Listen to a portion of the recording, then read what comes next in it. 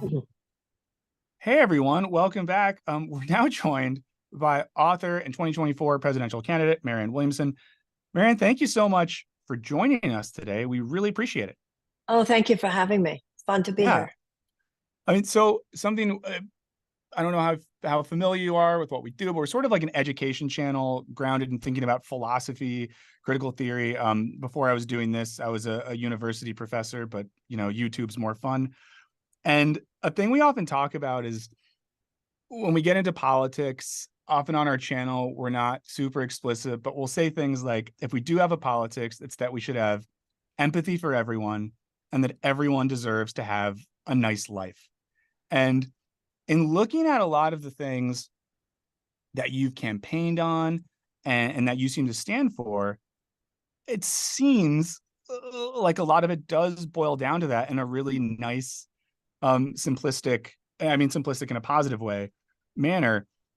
And something I'm wondering if you could speak on this is how you like got to that place in your life where you developed those political values. They seem like they've been a part of your journey, your narrative for a long time. So how did that start for you, where you started thinking about justice and humanity and what it means to be spiritually connected to others and all these sorts of things? Well, first of all, I think it's important to remember that the things that you described as the principles that you have come to believe should be the bedrock of our politics are the principles of the Declaration of Independence. Hello, which, right? All men are created equal, Hmm. endowed by God with the inalienable rights of life, liberty, and the pursuit of happiness, and that the government is instituted to secure those rights. That's exactly what you just said. And Abraham Lincoln said that the Declaration of Independence is the eternal rebuke against all forces of tyranny and oppression. So I look at the Declaration of Independence, which again are the principles you just articulated, as our North Star. You know, in the Jewish religion, it says that every Hmm. generation must rediscover God for itself. That's a really profound concept that every generation has to rediscover for itself the principles on which we purport to stand. So, any of us, regardless where we come from in our personal lives, and this is why it's so important to teach our children what these basic first principles are, it's our task, I think, to reflect on what those principles mean at any particular time. In fact, the forces that would mitigate against empathy, the forces which would mitigate against the idea that everyone should be given the right to thrive, are as active today as they have ever been in our history.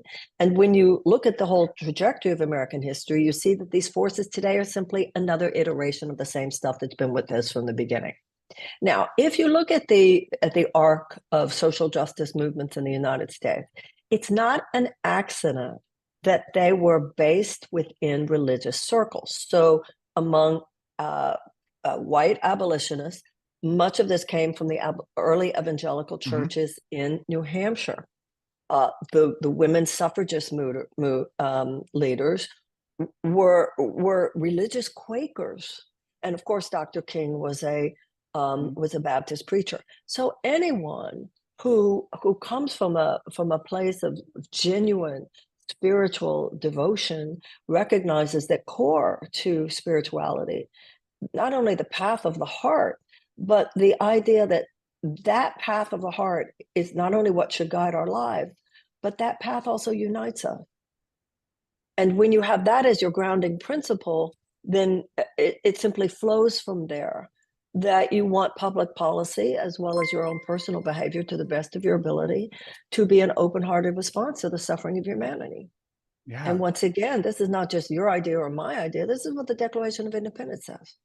Yeah, I think that's such a good point you make as well about the connection of spirituality and religion to so many liberatory and progressive movements. I mean, like John Brown was motivated by his faith. So many Absolutely. elements of like in Latin America, like liberation theology, the way they were reading scripture is that this means like Absolutely. liberation for the poor. And it's a weird moment we're in now where, we kind of see the opposite happening, where a lot of public discourse on the relationship between spirituality and religion and politics tends towards a really like, conservative angle.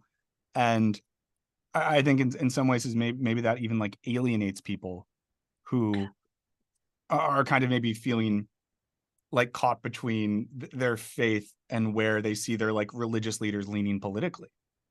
Well, on one hand, you're right. You've got people claiming to be basing their principles on the Bible, that completely are leaving out love one another, do not Mhm. judge, feed the hungry and help the poor, Yeah, the, not the to real mention important be good stuff. to the stranger. Yeah, you've got that. But then you've got on the other side the fact that there is uh, this left secular uh, kind of neo-Marxist perspective, which displays so much contempt for faith, that Mhm. even those who are coming at faith from a progressive place are made to feel looked down on. I mean, I certainly see this in my own life. Oh, that's woo-woo. Um, so the left is not always a friendly place for those of us who embrace progressive politics from a spiritual basis. Yeah. There's something you say about this in your book, Politics of Love, which I really found interesting, especially as someone who I really like a lot of the music and culture from the 60s. And I often think about, I'm in my late 30s, and sometimes I'll look at the generation that was politically and culturally active then with a bit of longing, like, why can't we have this? And if I can read a line from your book, you say, over the years, I've gone from having to justify my spiritual interest to a politically oriented father, to feeling the need to justify my political interest to a spiritually oriented audience. After the 60s, those two domains, politics and spirituality, had taken differing directions, and I felt caught between the two. And just giving a couple lines, you say spirituality is simply the path of the heart, and if it applies to anything, then it applies to everything. And I was so you know, caught by that because it does feel like there was a point in, let's say, the 60s, early 70s, where there was a spiritual and a political component to a lot of movements that work together. And it feels like in my lifetime, what I've seen is kind of what you've described. On one side, let's say a progressive politics that can get a little bit cold and unhuman or unspiritual. And on the other side, a spirituality that feels divorced from politics, or a spirituality that's maybe more individual focused than it is focused on a collective. So I don't know, in your lifetime and sort of your journey, do you do you have any thoughts on how that disconnect happened and how we got to where we are now? Yeah, definitely I do because I was there. So we Yeah. used to read Ram Dass and Alan Watts in the Yeah. morning and go to anti-Vietnam War protests in the afternoon. Nobody, it was a large countercultural sensibility that included everything. It included music, it included sex, it included Mhm. spirituality, included politics. There wasn't a sense of different lanes that were only allies. It was the idea that we were all in part of the same countercultural burst of new possibility. I don't think that there's any way to overstate the devastating effect of those assassinations. And then Mhm. also, not only the assassinations, but just in case we hadn't gotten the message, killing the kids at Kent State. Yeah. So there was a loud unspoken message there that we were to go home and leave the public sphere alone. We were supposed to leave it to whoever it was that wanted it so bad that they were willing to kill in order to control it. And I think, we didn't have terms then like post-traumatic stress. Mhm. We didn't have a way to contextualize the trauma that these bullets put all of us through. They psychically shot all of us. And I think that we just kind of backed off. Mhm. And when we did, we split into two camps. So I often, I say jokingly, but it's not totally a joke, that those who stayed with the symptoms and the traditional political change took the East Coast. And those who said, no, we have to go, root cause and look at what's happening in our hearts, and took the West Coast. And we sort of gazed derisively at one another, Mhm. thinking that those on the other side didn't get it. So I think what's happening now is that both sides realize it's not enough to just be one. This has got to be a both and. As Martin Luther King said, we need quantitative changes in our circumstances and qualitative shifts in our souls. Now, the spirituality that I grew up with and that I was grounded in my generation was very much rooted in the knowledge that this had to apply to politics, that our Mhm. collective behavior mattered as much as our personal behavior. And don't talk to me about love if you're going to not address the hungry child in front of you. Issues of justice and so forth. But the way a lot of the higher consciousness and spiritual community unfolded in the last few decades in this country was that it stayed within a bubble.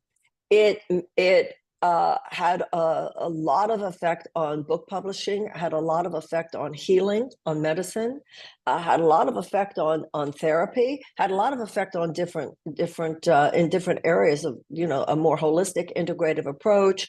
Has had a profound cultural influence, but it has been almost adamantly apolitical. Mm. And it's hard to get some of those people to come out of that. And when they do come out of that, they're just like, shockingly to me, sometimes they're as likely to be on the right as on the left. I think a lot of interest in Bobby Kennedy there. Mm-hmm. So it's kind of interesting. Yeah. I mean, I've even noticed it in people of like my generation post 2020 election, because I do think, you know, in the primaries and everything that was happening leading up to COVID, you know, a lot of people I knew that obviously supported you, that went on to support, you know, Sanders. I kind of had this moment where it felt like something new was going to happen. Like it felt like we were on the verge of something. And then, you know, many of those people were obviously happy to not see Trump win, but were also kind of disappointed that it felt like going backwards rather than forwards.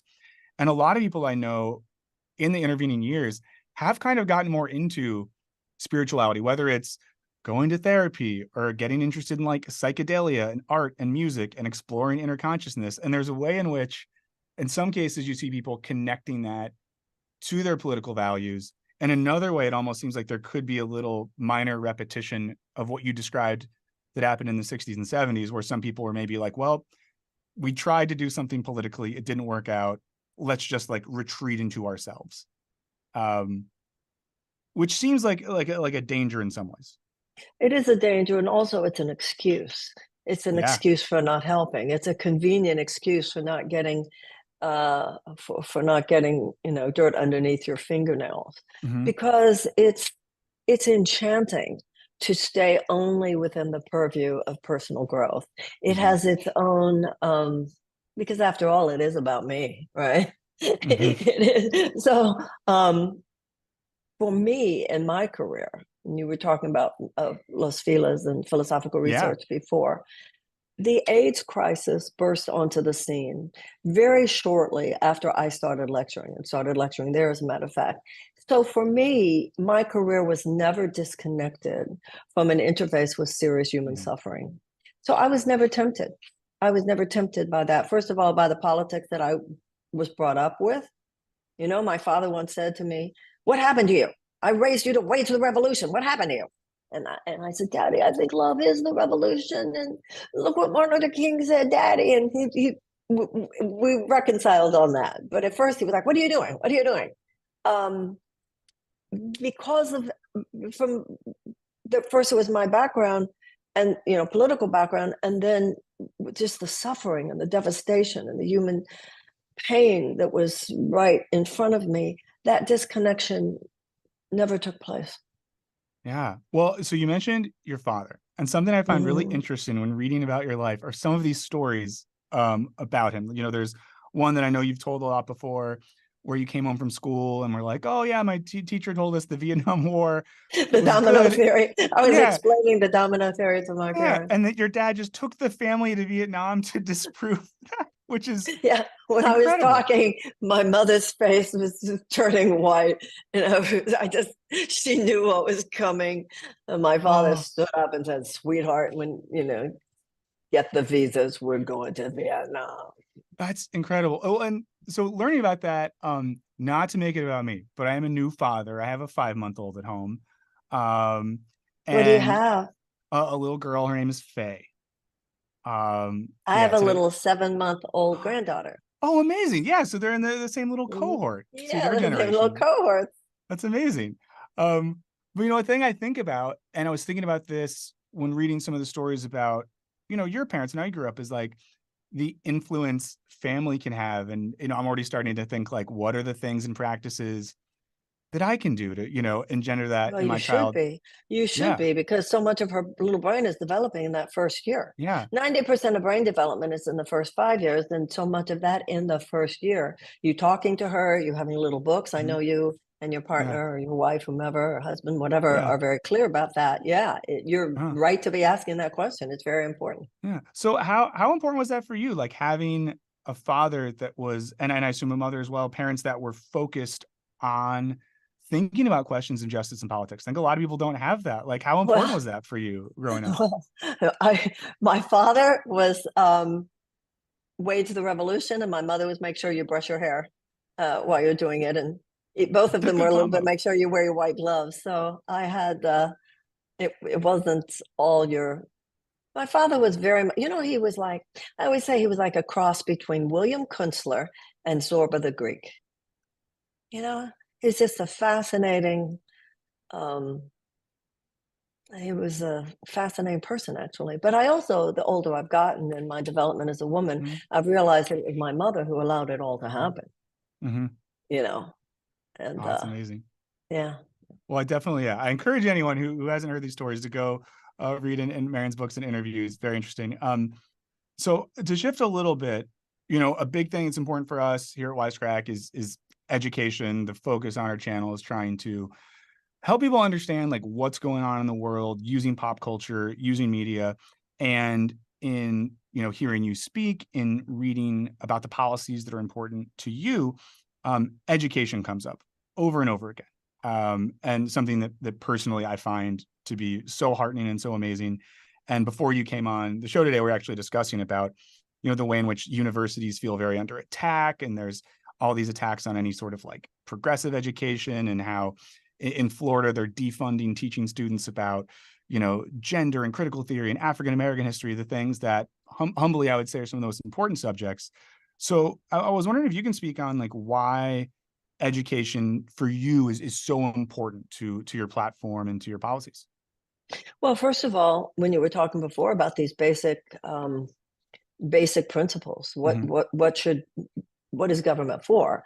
All public policies should support the ability of people to thrive, and education is certainly an example of that. The reason we have public education was because Jefferson and others felt that without education, we would not have the critical thought processes developed that were necessary for the people to be able to govern a great nation. So that's number one. It's necessary for the society to not for people to be educated, to people have critical thought. Unfortunately, we're not doing really well on that issue. Hmm. And one of the reasons we're not doing very well on that issue is you have 11 states in the United States that don't even require half a year of American civics or government or American history. If you do not teach your children about the Bill of Rights, then how are they going to know that it's horrifying for those rights to be assaulted when they're adults, especially if there's only people talking to them are talking about the Second Amendment as though they're only one of them, right? Hmm. So, but then it goes that's the issue in terms of why it's important for us to be educated as citizens, like you were saying. We need to know our racial history. We need to know our history. We need to know the good, the bad, and the ugly. We need to know what to celebrate, and we also need to know what to make sure that we course correct in our time. Then you go to the broader issue of just humanity. You and I were just talking about it with your daughter. Um, there are, within the first 5 years of life, 90% of the brain is developed, and a lot of that in that first year. We have children in this country who are traumatized before preschool. We have elementary school students who are on suicide watch. And in public schools throughout this country, there are routinely trauma rooms. Now, a few years ago, the real hip thing was to talk about wraparound services and trauma informed education. But then I got to the point of asking myself, why in the richest country in the world should childhood be such a trauma for Hmm. millions of American children? So much happens physically, psychologically, intellectually, emotionally in those first few years of life. We have millions of children in this country who go to schools in places where they don't even have the resources to teach a child to read. If a child cannot learn to read by the age of 8, 10 at the most, the chances of high school graduation are drastically decreased, and the chances of incarceration are drastically increased. Every time you see one of these like CNN specials or something about how somebody escaped a difficult childhood in America, I'm like, we need to ask ourselves, why is childhood something that so many people have to escape in this country? So in order for us to have the society we want in 20 years, we need to do a lot more for our 10-year-olds today. That's why, as president, I want a Department of Children and Youth. We need a massive transfer of resources into the lives of children 10 years old and younger, even 5 years old and younger, to a great extent. That's why we should have subsidized childcare, for instance, paid family leave. When children, to me, America's children are the greatest collateral damage of vulture unfettered capitalism. Yeah. They're not old enough to vote, so they're not a constituency. They're not old enough to work, so they don't have any financial leverage. And as a society, we treat their needs with profound neglect. Now, when this country was founded, women had no public voice, certainly no political voice. Raising children was seen as women's work, right? And then when we did have more of a voice, I believe it's been one of the flaws of modern feminism that we have not included conversations about children more in the realm of feminist thought and feminist activism. Yeah. I mean, it's a thing as well that, I guess, to speak about myself again for a quick second, but since having a kid, I was really naive about how expensive it is to just have a child. Like the amount of money you have to spend. That's exactly right. And to put my cards on the table, friends, I think total medical bills for everything it took for us to have a relatively healthy daughter, with both me and my wife having insurance, it's like $12,000 or something. Exactly, we're still trying to right. work with insurance, and then it's a whole issue of doing that. Exactly. Then I didn't know, you start looking around in Los Angeles for if we want to do childcare or daycare. Well, then you're talking like people make Childcare is a $30,000 crisis. a year for this. So, and the thing that's really set me off of it is so much of the rhetoric, and this happens on both sides in our government, is like, we're pro-life, we're pro-family, we care about children, you must have children. If you're a woman, you don't have a choice, you have to have the kid. And we do all of this, but then there's no material resources. So there's this gap between we're pro-family in ideals, I guess, but not pro-family in providing the material resources for people to have healthy families. Absolutely. It drives me insane. Childcare is a great crisis for couples throughout and parents throughout this country. There are people, yourself included, educated professional, sometimes two people in the partnership, educated professionals, having to live with that level of stress and anxiety and paying for childcare and paying for medical support, et cetera. You don't have this in any other advanced democracy. That's really what I think Americans need to realize. This is not democracy delivering on its promises. And as Franklin Roosevelt said, the only way to forestall a fascist takeover of this country is if democracy does deliver on its promises. We've been just taught to limit our political imaginations. Yeah. Another just quick education thing, I want to hit this. I know I know you have some policies on this or some plans. What are your thoughts on the student debt situation? Now, it's something our audience especially. Okay, you were so quick to get to that. This is such a moral issue. This was so predatory. Remember, we had tuition-free college and tech school. We had University of Texas when I was growing up. You can go to UT for hardly anything. University of California, University of Florida had a system. This was a predatory effort because this malevolent form of vulture capitalism just puts out its tentacles into any sector of American society where it consents. It's like a heat-seeking missile. Where's there's a profit center? Where is there a profit center? A potential profit center. And then this is what's so immoral about it. Where do you have your greatest potential for a profit center? Where people are desperate for something. So you have young people, particularly people of color, by the way, told if you only close that wage gap, get your education, and then you'll close the wage gap. So we now have tens of millions of people who are shackled by these loans. Now, which is unholy economic alliance between government, these lending companies, and the banks. It's disgusting. preying on our young people. And this, whether you're talking about a 5-year-old, a 10-year-old, or a 25-year-old, we should be setting our kids up to win. I mean, that's what you are you married? Or you? I am, yeah, married. I have a wife. Okay. So I know that you take the view, let's set little Faye up to win, and then you Yeah, of release course. her. Then let her fly. That's how we should be treating our youth, all of our young. We're going to give you everything you need to fly. Then go fly. And then we're going to hold you accountable, by the way. But we're going to invest in you. We're going to, I say to young people all the time, to Gen Zs and so forth, I don't want you to have to worry about healthcare.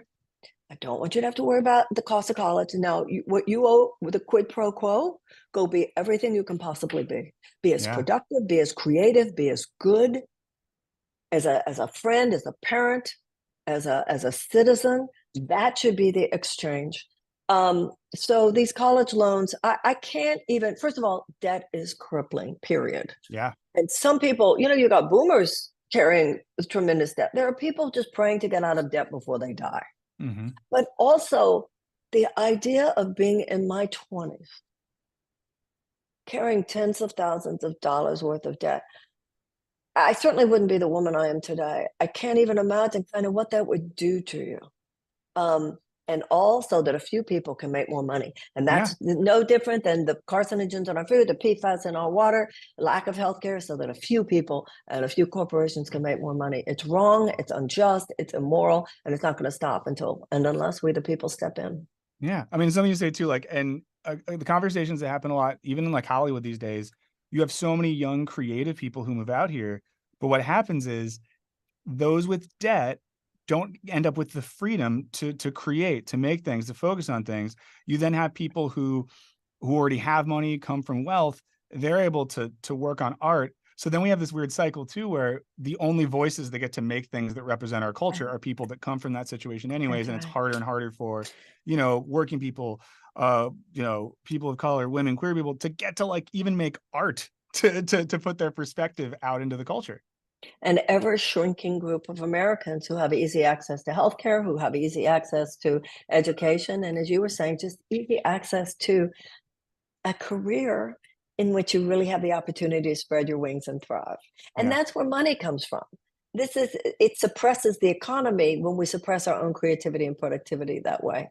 And when we do have policies that set people up to thrive, this stimulates the economy because it stimulates the creativity and the productivity of the American citizen. Yeah. Well, Marianne, if it's okay, I have one more policy question and a final fun question for you, if that's okay. The final policy thing. So a lot of your policies, and if everyone hasn't checked it out, go to Marianne's website. As a friend said to me recently, he was like, yeah, I hadn't really looked into her much. And then when I looked at her website, I was like, oh, she's just right about everything. Thank you. And that's Marianne2024.com. Yes. Yeah, we're great on the issues, everybody. But one of my questions then is, so a lot of your policies at least strike me as sort of indirect contradiction with the spirit and the motives and the end game of modern American capitalism, right? A system that doesn't value our humanity, our individuality, our spirit, our culture, but just, the perspective of the individual to labor and create surplus capital. I wonder how you think then that contradiction would go. Like, how do you see your politics being able to work in the context of, modern American capitalism? I think that's the thing a lot of younger folks struggle to even think of, like, can we even get beyond that? So I'm wondering if you have some thoughts on that. Adam Smith, the primary architect of free market capitalism, said that it cannot exist outside an ethical context. And that's the issue here. We could have arguments all day long about whether or not this kind of soul-sucking influence on the culture is inherent in capitalism. To me, it doesn't have to be. I'm fine with hybrid economies that you see in Europe, Scandinavia, and elsewhere. As Dr. Richard Wolff says, Professor Richard Wolff, capitalism isn't it's not a light switch you turn on or turn off. What we're dealing with here is a malevolent strain of capitalism, a malevolent strain. It's not dysfunctional, it's malfunctional. There's no ethical core there. As Adam Smith said, it cannot function outside that ethical core. If you are so adamant that stockholder value, no matter what, will supersede safety, health, well-being of any other stakeholder or the earth itself. You are allowing economic principles to outweigh humanitarian principles and to outweigh democratic principles. And you are assuring that we're going to have exactly what we do have now, which is this huge income disparity. Louis Brandeis, the late Louis Brandeis, said you can have large amounts of money concentrated in the hands of a few, or you can have democracy, but you can't have both. Mm-hmm. After you're on the right, your life is negatively affected by Mm-hmm. this economic paradigm. It has turned Washington into a system of legalized bribery because of all the money that those corporate forces can use to exert influence in Congress. That's it's the cancer underneath all the cancers, is that undue influence of money on our system. So there's only one way to override that, and that is through a revolution of consciousness, a peaceful, nonviolent revolution at the ballot box. It's not, that system is not going to disrupt itself now. But once again, you and I were talking about history before. Mm-hmm. Other generations have stood up and repudiated systems of injustice. We responded to slavery with abolition. We responded to the institutionalized suppression of women with the suffragist movement, the 19th Amendment. We responded to the Gilded Age with the establishment of organized labor. And of course, you see its reinvigoration now. We responded to the institutionalized suppression of Black people and segregation in the American South with the Civil Rights Movement. The way I see it, it's simply our turn. And today it's not a specific institutional reality, but it's an economic paradigm. Mm-hmm. But its ubiquitous effect is deadly. And I think that we actually have a requisite number of Americans who are getting this. We have, the American people are not stupid. The problem is not the American people. The problem is a sclerotic political system that basically works at the behest of those economic corporatists, and are trying to keep the lid down so that the people who are speaking to this are not able for our voices to be heard. That's why this is a very, very important moment, everyone. And in this election, boy, the tension that has been created by all this, it's bubbling up from the bottom of things. Things are going to break one direction or the other. They're either going to break in the direction of greater justice, including economic justice and democracy, or they're going to break in the direction of dystopia and chaos and even possibly fascism. So this is a really important moment for people to think this stuff through. And if you feel that this attitude should determine the path forward, that means we cut the cord with this aberrational chapter of trickle-down economics and have a new beginning in the United States, have an economic U-turn. And if people believe that too, I hope they'll go to Marianne2024.com. Yeah. So before we go, and we'll in the end, I want to let you tell people what they can do to support you. So Marianne, along with being a politician, a writer, a speaker, I know that you were once a professional musician as well. I don't know about professional. I don't know about professional. You stood in front of some microphones and some people were it's like, I have. It's like Bill Clinton with his saxophone. Sure. I'm going to say, I'm going to guess like at your peak, you were a better singer than Bill Clinton was at saxophone. The guy had horrible timing. No, I was, if that were the case, no, I was about the same, actually. Okay. I discovered that I was better at the speaking between songs. The songs got shorter, the interstitial speaking got works and let go the rest. Well, related to that, here's my question for you. To be people that are able to do politics and be in the world and deal with other films or pieces of art that you go back to, whether it could be a song, a singer, a filmmaker. I'm just kind of curious, what is the art that Marianne Williamson enjoys in her downtime, if she ever has it?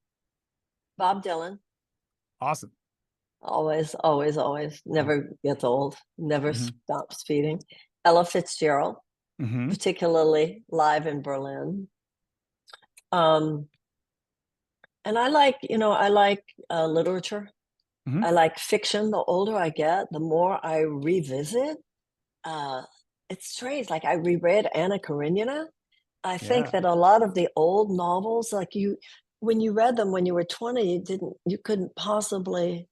It's funny talking about Anna Karenina. The thing about Tolstoy that's so fascinating is it's so modern. Tolstoy, you read Tolstoy, it feels like it could have been written like last week.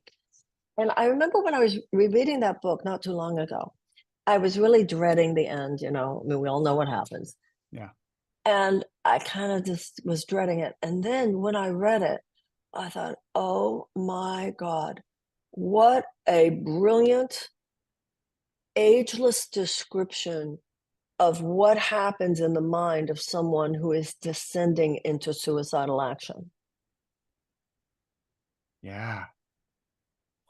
Well, that's, some people in our chat are pointing out that along with having good policies, great taste in music and literature. So, Thank you. so Thank hopefully you. everyone can listen to Ella Fitzgerald live in Berlin, can read some Tolstoy. So thank you so much for your time. So what can people Thank do if you. people are excited about what you're doing, if they want to support what you're doing right now leading into 2024? What could people do?